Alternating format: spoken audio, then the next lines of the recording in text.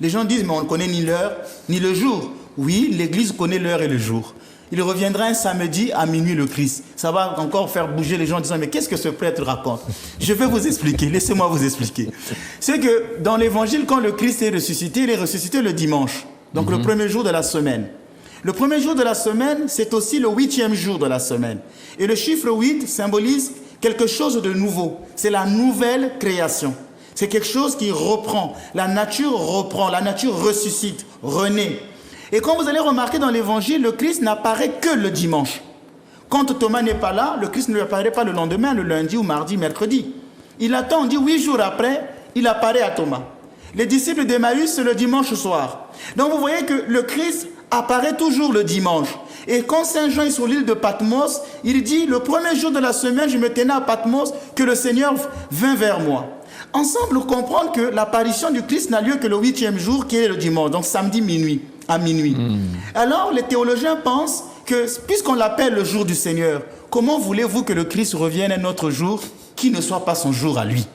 Donc, on pense qu'il reviendra à minuit. Et donc, c'est aussi l'heure qu'a eu lieu la résurrection du Seigneur. On sait qu'on n'a pas vu le Christ ressuscitant. On a vu le Christ ressuscité. Donc on ne peut pas savoir à quelle heure il est revenu de la mort. Mais c'est symbolique. On se dit qu'au milieu de la nuit, puisque Matthieu chapitre 25 nous dit « Voici l'époux qui vient au milieu de la nuit ». Donc voici l'époux qui vient à minuit. Dans la parabole des 10 vierges qui dorment, et on prend les réveils, on disait attention, l'époux arrive, voici l'époux qui vient au milieu de la nuit. C'est pourquoi dans le livre que nous avons de l'Agrippnie, la prière de l'Agrippnie, on en parlera plus tard, dans cette prière, on parle de voici l'époux qui vient au milieu de la nuit. Donc le Christ, voilà, c'est cette prière-là, dans cette prière de l'Agrippnie, nous disons voici l'époux qui vient au milieu de la nuit. Et il y a des prières de minuit dans ce livre, il y a des prières de minuit, et l'on dit que le Christ reviendra à cette heure-là. Mais c'est aussi l'heure du jugement. Le jugement dernier aura lieu à minuit. Et c'est pourquoi dans cet office de l'Agrippnie, nous prions pour les défunts.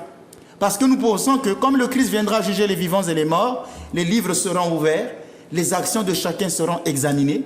Tout ce qui n'a pas été confessé chez un prêtre, les anges le diront le jour du jugement. Parce que lorsqu'on se confesse, le jour du jugement, on ne peut plus dire ces péchés-là. Seuls les péchés qu'on a cachés en confession seront révélés le jour du jugement.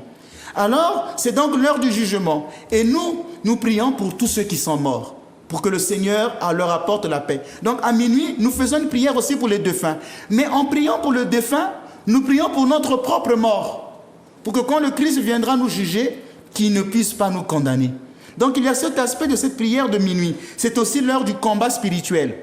Par exemple, dans l'Ancien Testament, on voit Jacob qui se bat toute la nuit avec un ange. Et lui dit, je ne te lâcherai pas tant que tu ne m'auras pas béni. Donc il y a cette force, cette valeur de prier toute la nuit, de se battre avec un ange.